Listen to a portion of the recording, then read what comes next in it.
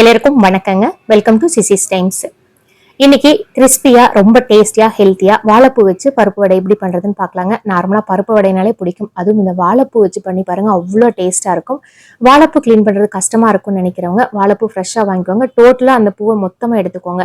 ஒரு 10 பூ இருக்குங்க. இந்த மாதிரி ஒரு கையில ஹோல்டு பண்ணிட்டு இன்னொரு கையில அந்த கண்ணாடி மாதிரி இருக்கிற பகுதியும் நார் மாதிரி இருக்கிற பகுதியும் ஒன்னா வச்சோ ஒரு ஃபோர்க் வச்சோ இல்ல உங்க விரல்களிலேயே இழுத்தீங்கன்னா ரொம்ப ஈஸியா 10 நிமிஷத்துல கிளீன் பண்ணி முடிச்சிடலாங்க. ரொம்ப கஷ்டம்னு நினைக்கவே மாட்டீங்க. இந்த மாதிரி நீங்க கிளீன் பண்ணி முடிச்சீங்கன்னா இந்த வாழைப்பூவை வாரத்துல ஒரு தடவையாவது கட்லெட்டாவோ வடையாவோ கூட்டாவோ செஞ்சுக்கிறது ரொம்பவே நல்லதுங்க. இப்போ வாழைப்பூ கிளீன் பண்ணதை எடுத்து பொடியா எவ்வளவு பொடியா கட் பண்ண முடியுமோ அவ்வளவு பொடியா கட் பண்ணிக்கோங்க. அப்பதான் வடை கிறிஸ்பியாவும் தோற்புத்தன்மை இல்லாம இருக்கும். நான் பருப்பு 1.5 மணி நேரம் ஊற வச்சு எடுத்திருக்கேங்க. தண்ணியை வடிச்சிட்டு மிக்சி ஜார்ல ஆட் பண்ணிட்டு சோம்பு மட்டும் ஆட் பண்ணிக்கோங்க.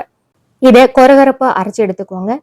அதோட பெரிய வெங்காயம் பொடியா நறுக்கினது 1 ஆட் பண்ணியிருக்கேன். வாழைப்பூ பொடியா நறுக்கினது அதையும் ஆட் பண்ணிக்கோங்க. கருவேப்பிலை, மல்லி, இஞ்சி, பச்சை மிளகா இது எல்லாத்தையும் பொடியா நறுக்கி ஆட் பண்ணிக்கோங்க. சில்லியை சில்லி ஃப்ளேக்ஸா பண்ணி வச்சுக்கோங்க. பொடியா போடாம உப்பு சேர்த்துக்கோங்க.